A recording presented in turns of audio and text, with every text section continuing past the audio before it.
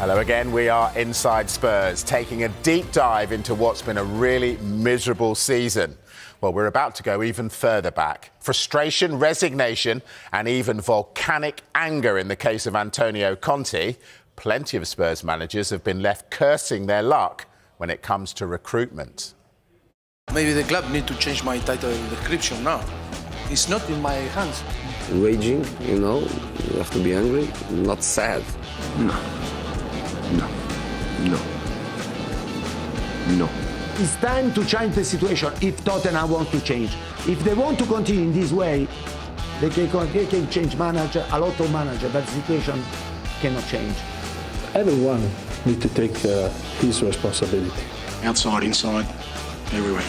It's been an interesting exercise. I think it's fair to say there's a few before me up here, not only for Tottenham, but in many other clubs that lost their head.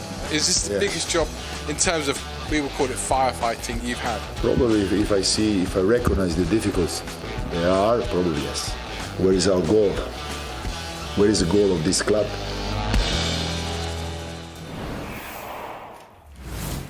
They said it, Jamie. When it comes to recruitment, does Spurs act like a Big Six club? Well, no, they don't. I mean, it's pretty obvious. Spurs do not act like a Big Six club. They might have the revenue, they might have the money there, but, from when you look at the Big Six, they will sign players for £100 million. They will pay the wages. They will get a player in who they think is going to take them to the next level and spend 350 grand a week on him. Spurs will spend 60 million. We might go, that's where we are, our ceiling, but we won't go above that. And if you want to act like a Big Six club and you want to go to that next level, you can't chance it. You have got to pay the money. And listen, the money's astronomical, some of the prices now for football players. But Arsenal, they spent £100 million on Declan Rice. He's one of the best midfielders in the world now. They made a statement signings that get you to the next level. Spurs haven't done it. And that's why, and look where we are. It's cost us because our recruitment's been so poor. So, Michael, who spends the money on players at Spurs? Well, if you go back to the 2004-05 season, Spurs actually really started in England. It's a continental thing, but the director of football model, and Frank Arneson, if you remember then, it was Jack Santini and Martin Jol was the assistant manager. Yeah. Then Frank Arneson went to join Chelsea. Spurs carried on with Damian Comoli. They've had many, many sporting directors, and now they're looking for another sporting director after Fabio Paratici has gone back to Italy with Johan Langer still that is there. But look, Johan Langer and his team will identify the players, but I'm getting the feeling that Roberto De Zerbi is going to have a much more hands-on role than a more traditional head coach. So it'll be interesting to see who the new sporting director will be, because I like what I'm hearing already with Roberto De Zerbi and in terms of what he might be wanting to bring in next season. But look, I'm looking at the recruitment. I know we're going to talk about the recruitment. I think, looking back, I think Spurs should have, in hindsight, added one or two more in January. I think Brennan Johnson, with the fee and the timing was right, but they've been left very, very short because the injuries they've not really recovered with those injuries. Yes, Ange Postecoglou famously said, Season 3 is better than Series 2. Well, there's a new main character for the final seven episodes, Roberto De Zerbi.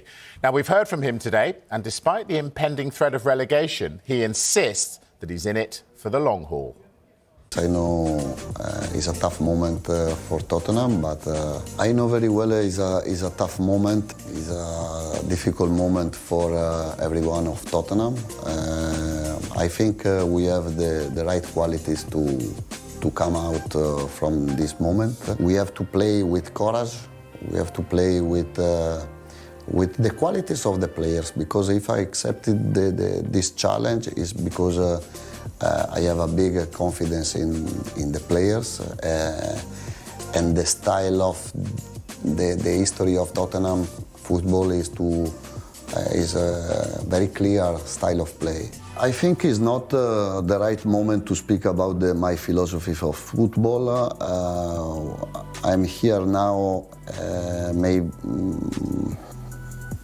at the end of the season, because we have to win the game. I love keeping the ball, I love the ball possession, I love create chance to score, but in the same time I love 11 defenders when we have not the ball. I think in this moment we have no time to work too much in more principle, but we have to know what we have to do on the pitch, We have to have a good organization on the pitch, with the ball, without the ball. We have to consider the qualities of the players. We are lucky, I am lucky, because I have big players with big talent, and my work is to help the players to show their qualities. For me, Tottenham, especially in this moment, is maybe the most important challenge in my career. I signed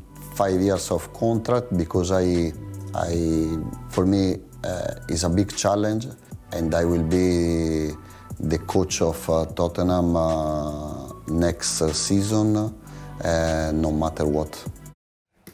So that is the new Spurs head coach's first interview. And Kaveh Solokol, I gather you've got some exclusive news about his first day in the role. Yeah, we've managed to get some insight into what happened at Tottenham's training ground today.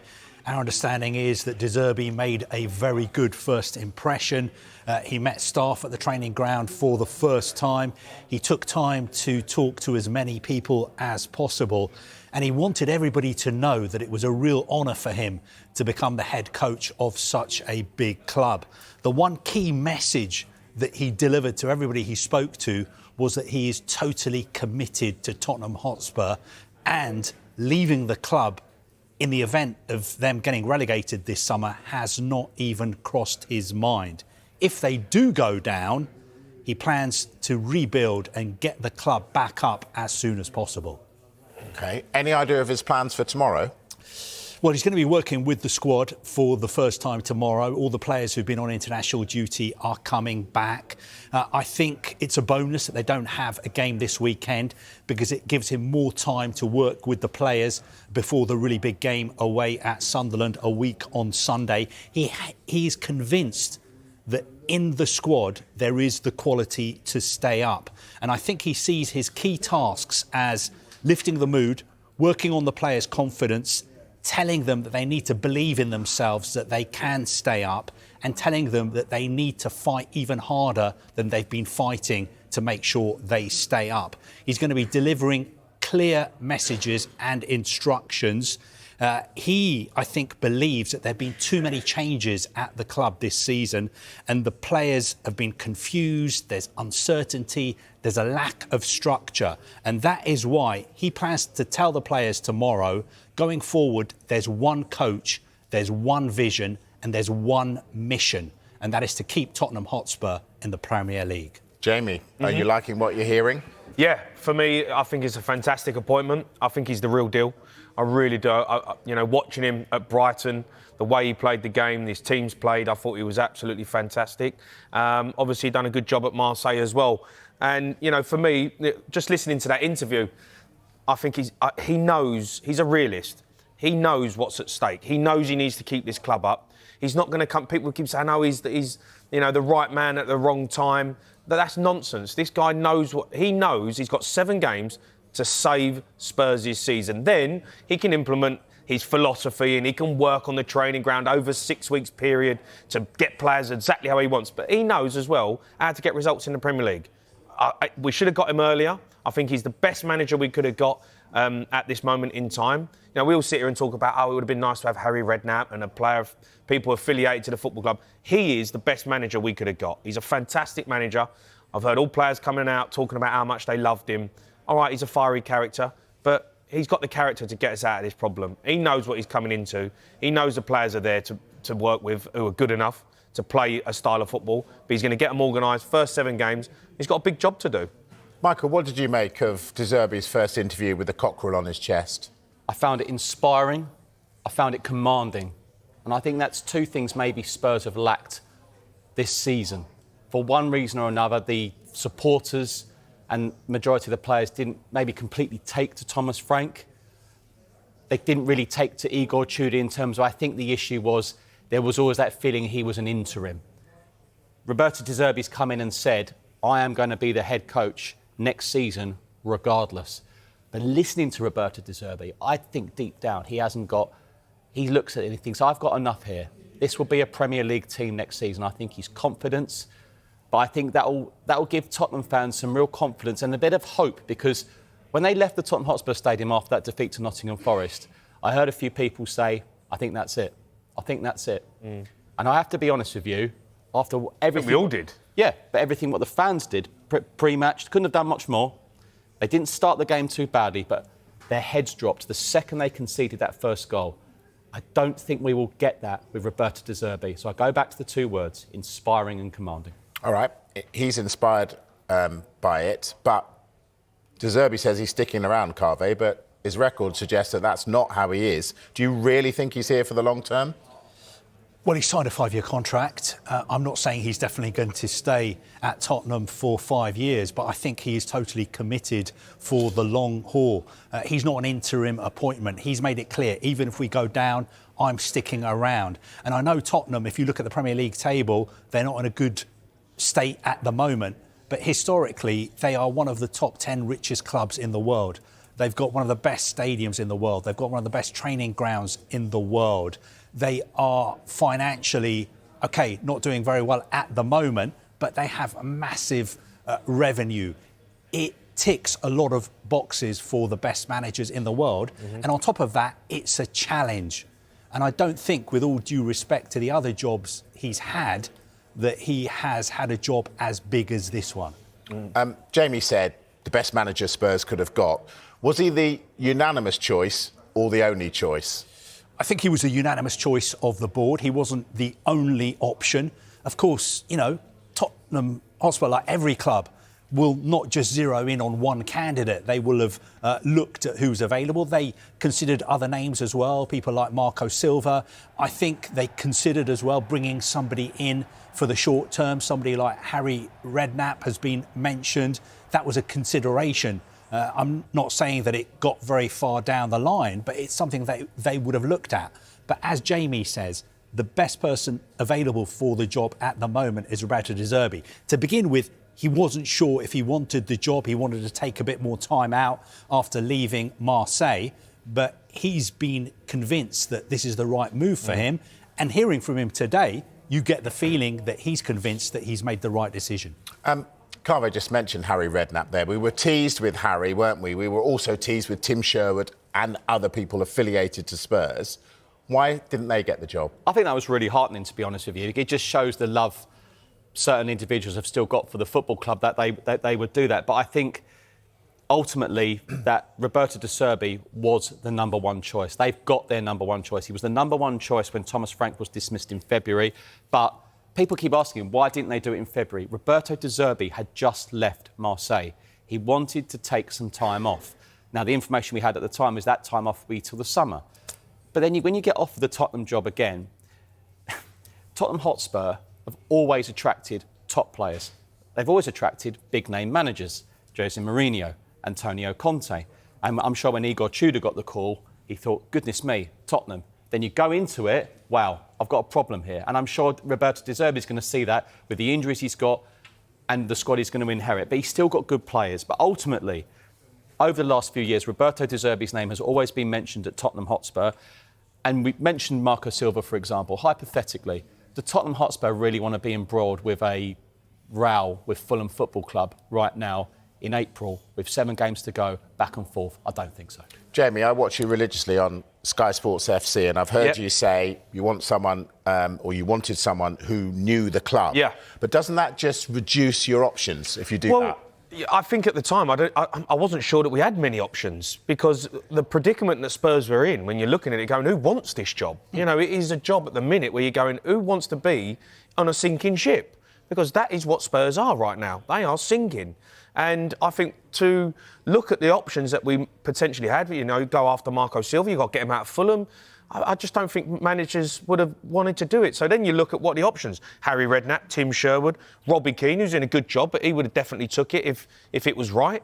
But you've got to get them managers, you've got to convince them. And of course, nostalgia, we'll sit here and we go, we want someone affiliated, we want someone we can relate to, because there's been too many managers have come in who have, you know, managed Chelsea, and we take them off at the back end of their career, and it doesn't work out. We wanted someone who you can relate to.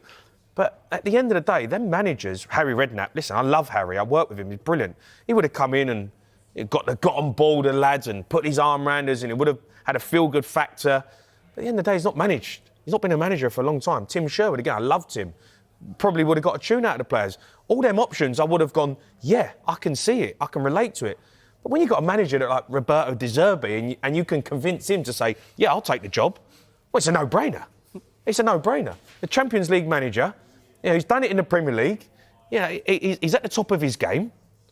If you can convince him to take over when you've got 7 games left and you are sinking to the Championship and you can get a manager like that in a football club, that's an outstanding appointment, in my opinion. Yeah, well, De Zerbi is the man they have got. And back in 2023, Pep Guardiola described De Zerbi as one of the most influential managers in the last 20 years. And he described his style as unique. So, what are Spurs getting? Let's ask a man who knows exactly how De Zerbi's teams plays, because he played under him. Neal Maupay joins us now. Neal, great to see you. All right, what does De Zerbi expect from his players?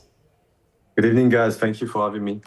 By the way, it's the second time in a few days, so maybe you want to hire me, I don't know. Can't afford him. Yeah, leave it to me. No. I was hearing everything you guys were saying, and I absolutely agree with Jamie. I think it's a fantastic appointment for Tottenham.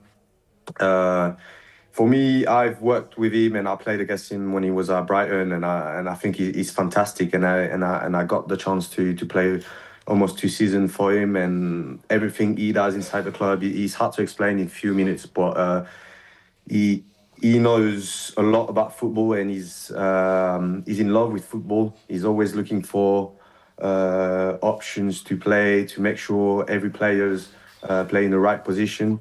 So for me, it's great. But with that being said, like you guys said also, there's only 7 games to go. So I think he'll have to make some compromise because he has no time. He needs to save the club. So that'll be the challenge for him, I guess. Neal, I've got to ask you this question because obviously you are a fiery character. You are a wind-up merchant, but you're a character of the game, right? Spurs, I'm not just that, mate. Yeah. Spurs have got them players, right? Big characters, people in the dressing room. You've worked with De Zerbi. What was he like on a day-to-day basis? What was he like to deal with for you personally, someone who is a character? Because them players at Spurs, he's going to have to deal with quickly. Yes, he has big character, I'd say. But with his players, he's almost like a father figure for the players, and that's how I felt. And he said it many times for me, like Neal is like my son, and that's really how he is with his players. So if the Tottenham players get behind him and follow him, he will protect the squad and make sure everyone feel confident enough to play. Because I think when I look at the Tottenham squad, they have enough quality in their squad to stay in the Premier League. I think for me, there's no debate. I think they just need confidence and clarity as well. Because it looks like whole season, with Thomas Frank coming in and then the result, they were talking about changing the manager. Then when Tudor come in, I have a feeling that, it was temporary. And I think, for the players, I'm talking from the players' perspective, you need a direction to follow, really. And when I hear De Zerbi saying, like, I'm here to stay and I will be there next season as well, I think that sends a strong message to the players, and that will help the players to follow him. Neal, you just said then he's going to have to compromise, and he said he's going to compromise in the short term to try and keep Spurs up. But is this a man who does compromise?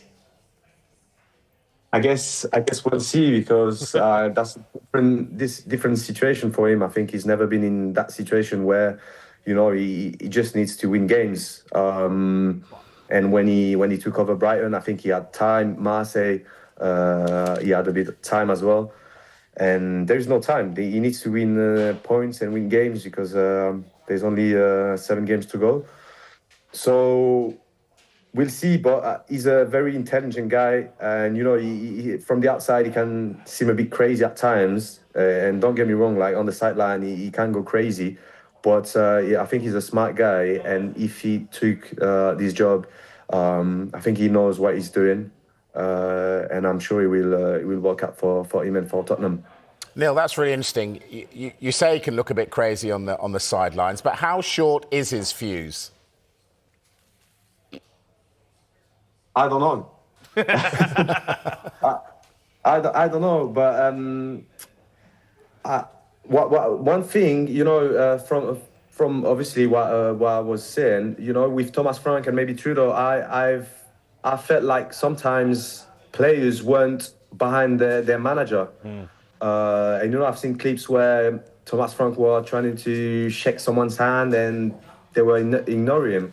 And with De Zerbi, that won't work. And it doesn't matter if you're the captain of the team or if you're young players, he will treat you the same. And I think that's something for a squad like Tottenham really important for the players, because they know they have to respect him, to work hard and give everything for the team and for him. Otherwise, you won't play. Simple as that. And I think something a bit more strict that could help them. Neal, you've already answered this, but I want confirmation. Will De Zerbi keep Tottenham up?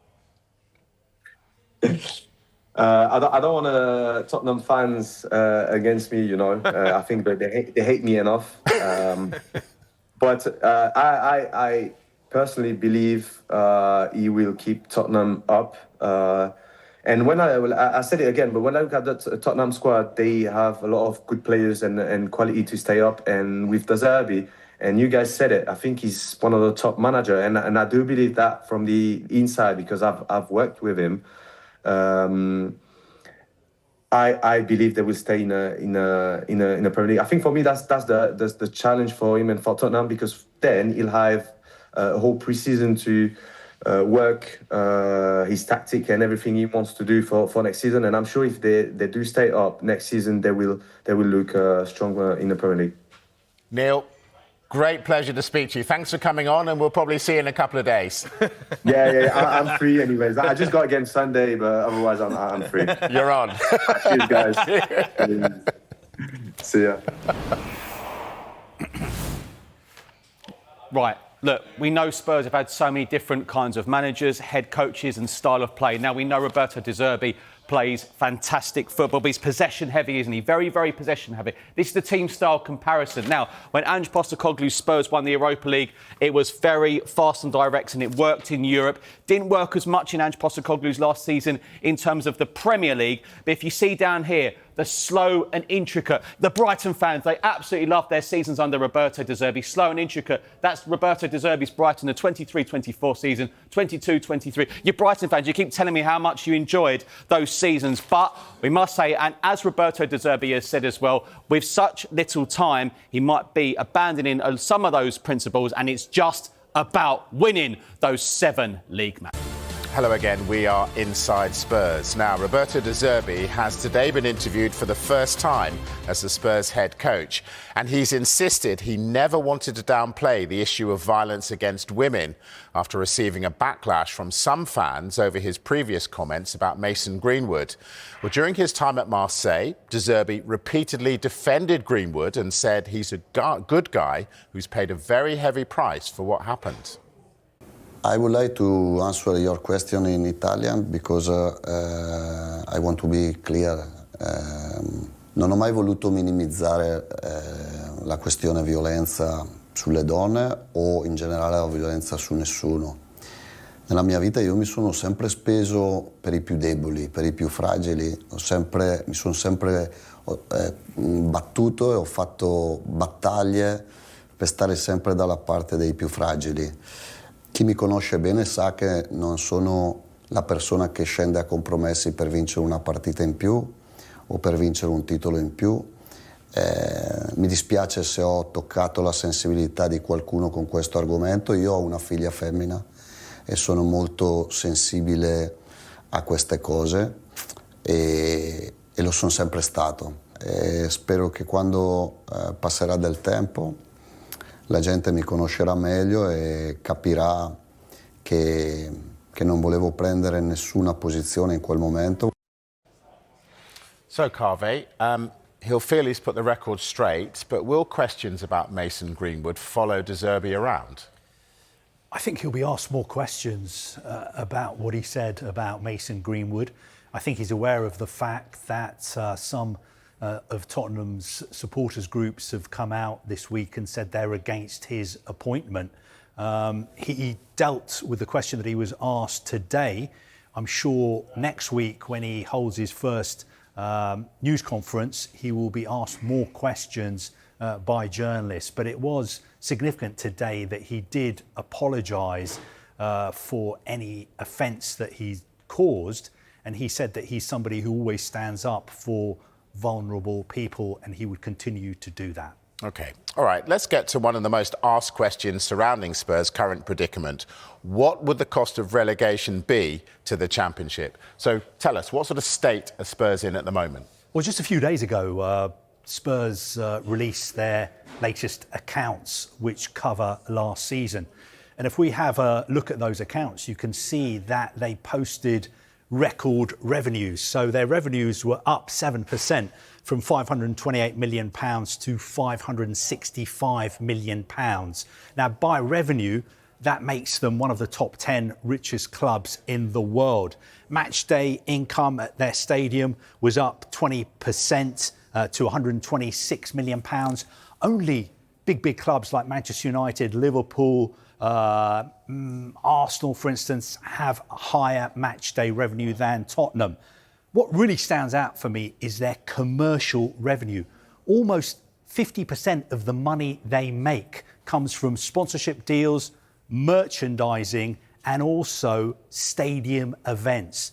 This incredible new stadium that they've got in London, which is being used for much more than just football games. On the downside, television revenue was down to £127 million, down 23%. That was mostly due to the fact that they had such a poor season in the Premier League. The previous season, they finished 5th. They dropped down to 17th. That means they were getting less TV money. Operating expenses were up 15%. That includes staff costs. Loss for the year, that was £94 million, up from £26 million. And we also have to discuss their net debt, which is £831 million. Now, that is a huge figure, but most of that is tied to the stadium construction. So, for instance, it's like having a mortgage on your home. All right, let's talk about the nightmare scenario. What would it cost Spurs if they go down? Look, I think it's difficult to say, but probably somewhere between 200 and 300 million pounds. Now, the reason I say that is because all their main revenue streams would be hit if they were relegated. 49% of their money comes from commercial activity. If you're not in the Premier League, the value of your commercial deals is going to go down. Match day income, that would go down from £126 million because you can't charge the same price for Championship tickets as you do for Premier League tickets. And broadcast revenue would take a massive hit as well because they wouldn't be getting Premier League TV money, they would be getting EFL money. The one area where they would continue to make money if they were in the Championship is from hosting events at their stadium. So, for instance, the likes of Beyoncé would still be able to play at their stadium because it doesn't matter to her whether they're in the Championship or they're in the Premier League. But they struggle to fit them in because they play more games in the Championship. Yeah, they would have more games, but I'm sure they could find ways around that. If Tyson Fury wanted to carry on fighting there, he could carry on fighting there. For instance, this summer, Bad Bunny, the most streamed artist of last year, who played the halftime show, he's playing at Tottenham Stadium. It makes no difference whatsoever to Bad Bunny whether Spurs are in the Premier League or in the Championship, unless he's a Spurs fan. I cannot believe you got Bad Bunny twice into this show. All right, relegation. What would it mean for any possible takeover? Well, look, Tottenham have been the subject of a lot of takeover interest. Obviously, if they were to go down, the price on the club would be less if they were a Championship club compared to a Premier League club. But whenever we're talking about Tottenham and possible takeovers, we should make it clear that the club is not for sale. The present owners, the Joe Lewis Family Trust, say the club is not for sale. They're committed to the club. At the moment, if you talk to people in the city, for instance, they would say Spurs are valued at up to £3.5 billion, including debt. Now, if they were to be relegated, of course, that figure would go down. You also have to remember at the moment, the world economy has taken a big hit because of the Iran war. There's not as much money around as there was. For instance, investors from Saudi Arabia may not be as interested as they were previously in buying a Premier League football club because they've got more important things on their mind. So I think at the moment, talk of a takeover is a non-runner because the owners say the club is not for sale. All right, Carve, thank you. First time since he was appointed the permanent head coach of Spurs. Lots in that, and we'll get on to the Mason Greenwood situation and what he said about that in just a moment. But I want to start with the football and the here and now. He said there, not right now, it's not the right time to talk about my philosophy. And we know he's got a very distinct, intense, aggressive way of playing football.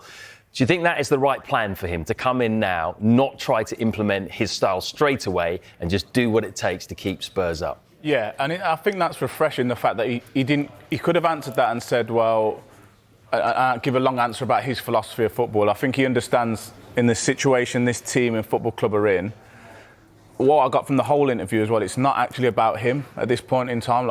I think he feels like, let me get the job done, however way I need to do it, which is correct because they just need wins to stay in the Premier League. And then in the future, he's happy to talk about his philosophy, the way he wants, ideally, his team to play.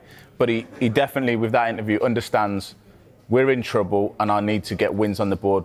He also spoke about defending, which we don't normally associate with Roberto De Zerbi. So I think he gets it. Clearly, he gets the position the club are in. He also spoke a lot about the qualities of the players and trying to extract as much of quality that they have. And they do have quality in that team. How can he get the best out of these players that are low on confidence? So I think that's a refresh. If you was a Spurs fan, you would feel happy about what the things he's just spoke about. Has he even got the players available to him right now to play the kind of football that he wants to play? Well, he seems to be a manager that gets the best out of whatever players he does have. There's no doubting that these players are good players. They've come from other teams. They've all assembled here at Spurs. Yes, they've got a lot of injuries. Every time Tottenham take the field, you think this is a good 11 that's out there. They can win any game of football, and they've failed to do that up to now. So he does have the qualities. If he was going to go in there and play and try and get them to play how we saw his Brighton team play, it might not work because he likes possession football. He likes to build up from the back. He likes his two centre-backs deep and the full-backs a little bit higher and really trying to create an overload and triggers, angles, the timings of all those details, which I'm sure he'll try and get in. But it looks like he's saying, I'm not just all about that at this point in time. I've got 7 games, I know what I need to do, and I'm going to go about it to get that done. He also said, I will be there next season, no matter what. Are you surprised there's no relegation clause in there? A little bit, but it's nice, isn't it? It's good. I'm glad he said that, and I'm glad that he said, I've took this job on. I think maybe he's the 3rd highest paid manager now in the Premier League, but good. He's getting paid, and good that he said, for the fans to know, I'm not just here as like an interim manager in case we get relegated. I am here. I'm going to be the manager of this football club going forward, and even if the worst comes to worst, we get relegated, I'll still be here trying to get the team back up. So it was all positive messages, I think, in that interview. All right, let's move on to what he said there about Mason Greenwood. A lot of fans not happy with his supposed defence of Greenwood when he was at Marseille. He said, I never wanted to downplay violence towards women. I'm sorry if I offended anyone, so he did apologise. Those who know me will realise that I didn't mean to take a stance. And he also answered in Italian, just to make sure that it was clear what he was saying, which I think was the right move. Do you think the way that he's dealt with it there, is that going to pacify some of the people that are upset about it? Is that going to quell some of the noise or not? Well, if it doesn't, what more can he do? He's apologised, he's addressed it. He took the time to say, I want this to translate properly, so I'm going to say it in Italian. He's addressed the situation on how he feels. He doesn't condone anything that maybe people thought he did before. I'm not sure what else he can do apart from what he's just done there to make people change their mind about him. And everybody's has a right to their opinion. And if it doesn't change your opinion, then that's fine. That's up to you. But I think he, as a person, he spoke very well there.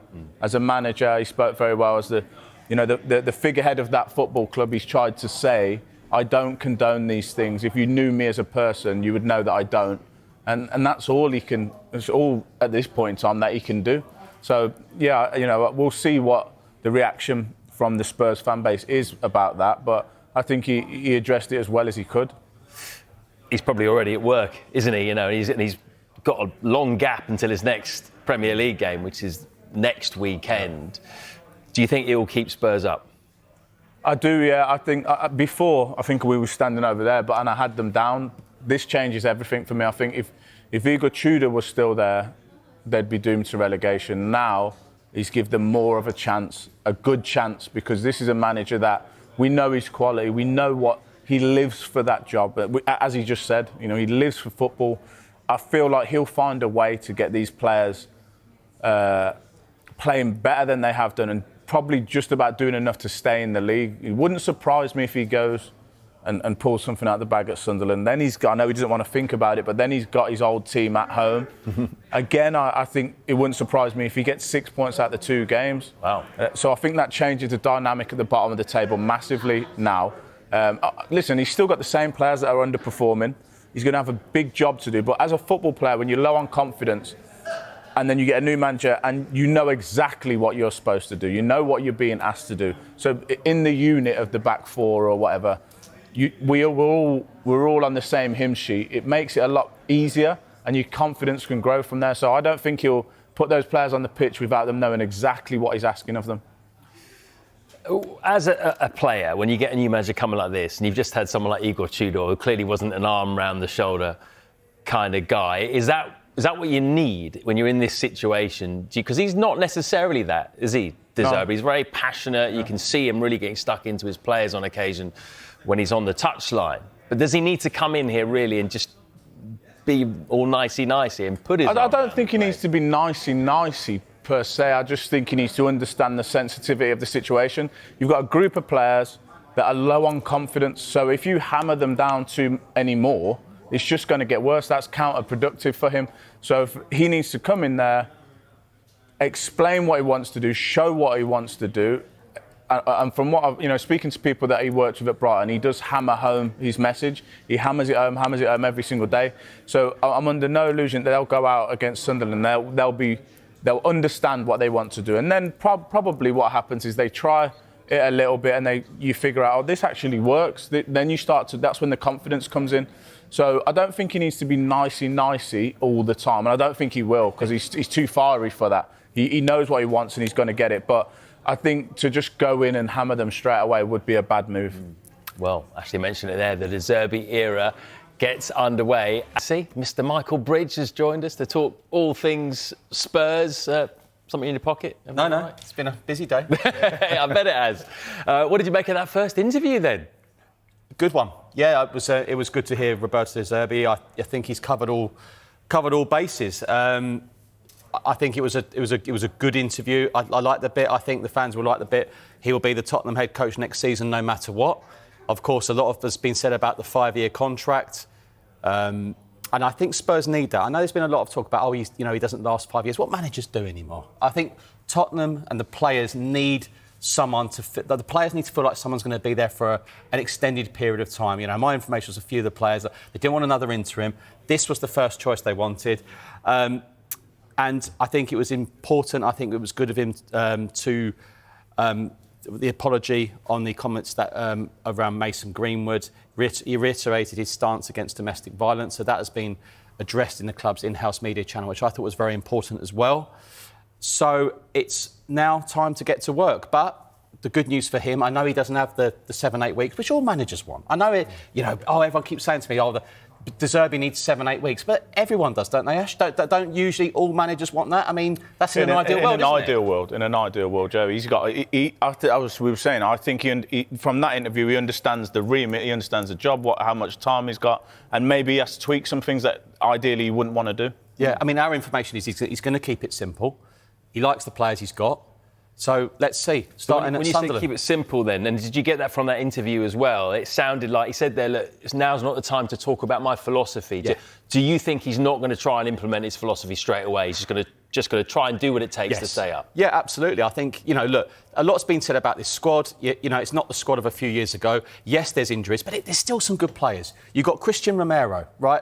You've got Mickey van der Ven. If they can stay fit, disciplined. Archie Gray's playing brilliant at the moment as he brings João Paulinho back in that midfield. Lucas Bergval's back. Mo Kudus is on his way back, who he wanted to sign when he was at Ajax, when he was Brighton manager. Richarlison loves a scrap. Get him pumped. There are players there. But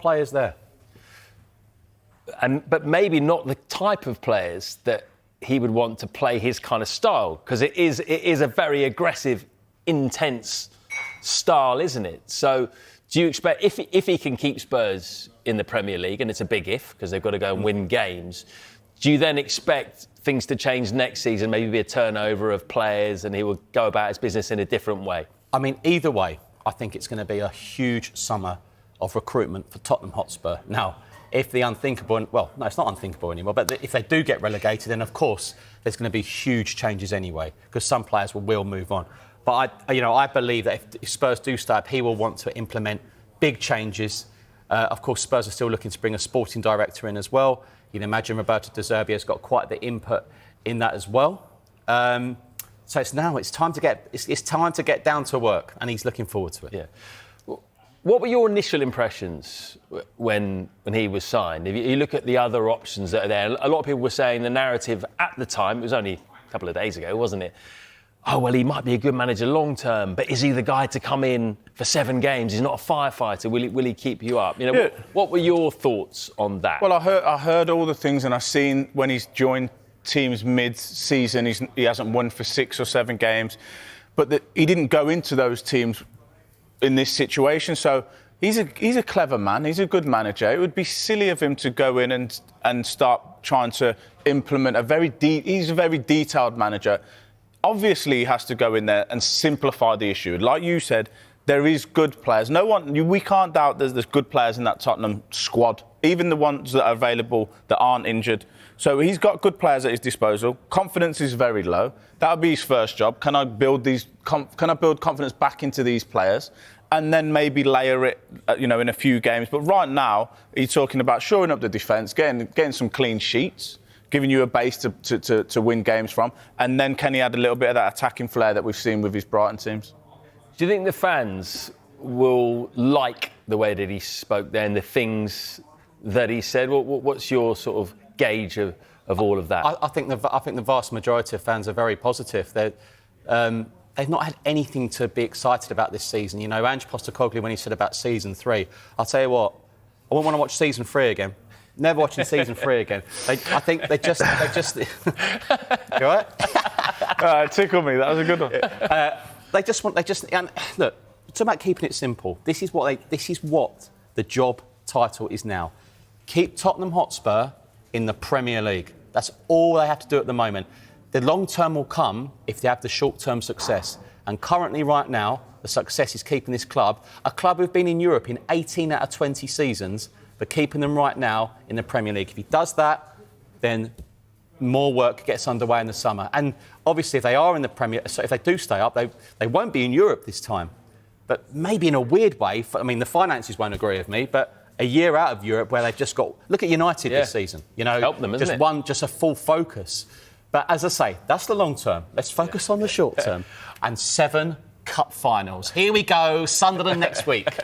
Listen, why are you telling him to go? I don't know. That was quite inspiring. I feel like getting my boots on again. But do you not feel like everyone's talking about it, though? Like, so many people are talking about it. It's like, imagine that stadium, in the Championship. I've got friends who support Charlton. I can't wait to go next year. I say, hold on, you're not there yet. It's just such a talking point, isn't it? Yeah, and also now, you talk to answer that question earlier, is with the names that were getting bandied about in it, once he becomes available, once you're Tottenham Hotspur, you hear, actually, Roberto De Zerbi's interested, you have to push the button. You have to go and get him. Most clubs in the Premier League would want him anyway. So for you to be in that position and he's available, do what you can to get him in the door. But what I will say is Thomas Frank had a fantastic reputation, came from Brentford, did a great job there.